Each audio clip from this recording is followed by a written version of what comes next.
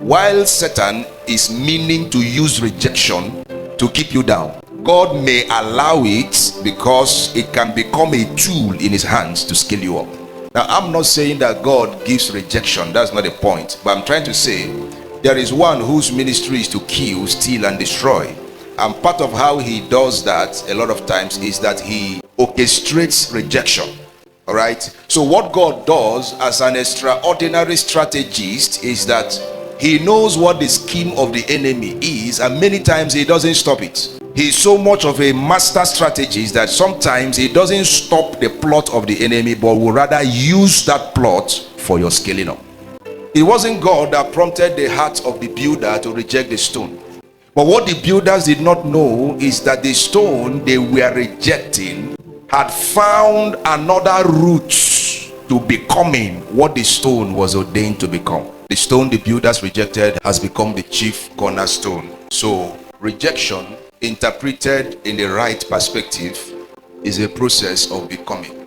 Now, there are many things you cannot become because of the direction you are going, and the only way you can retract, the only way you can reverse, the only way you can scale up many times is that while Satan is meaning to use rejection to keep you down, God may allow it because it can become a tool in his hands to scale you up. You feel the reason why you have not married is because of two guys that led you on to a point where you started aligning to their preconceived proposal. You thought they were going to propose, or maybe they even proposed, and somehow their rejection of you started making you feel you are not a marriage material, you are not marriageable. The first thing to do anytime there is a feeling of rejection that attempts to make you depressed is to properly analyze the person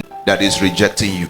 Because sometimes if you sit down and do a sincere, precise analysis of those who rejected you, you will not agree with them in whatever label they gave you that made them reject you. When somebody who does not even know you, does not know where you are coming from, he was not there the day you were ordained. You have lived 25 years. You just met this man within a space of 1 week. So now this man wants to redefine the content of the original document that was written even before your father met your mother. So now you are feeling depressed, you are feeling downtrodden, there is anguish in your soul over a judgment passed by a naive person that does not know you enough to label you. If somebody says you are not good for the job, remember the builders said that the stone, who is Jesus, is not good for the job. But guess what Jesus did? He looked at the people that were rejecting him. They didn't have enough paraphernalia to make sound judgment about him. How does a creature define a creator? Did you read that except the Lord builds a house, that the builders build in vain? Did you read it in your Bible? Have you ever seen it? So the builders whose building is in vain except the Lord builds it, these builders saw a stone, saw Jesus, and said, not suitable. So you see, he sat down to properly analyze the people rejecting them. Because sometimes people reject you not because of even who they think you are. People reject you because of who they are. Because rejected people reject people.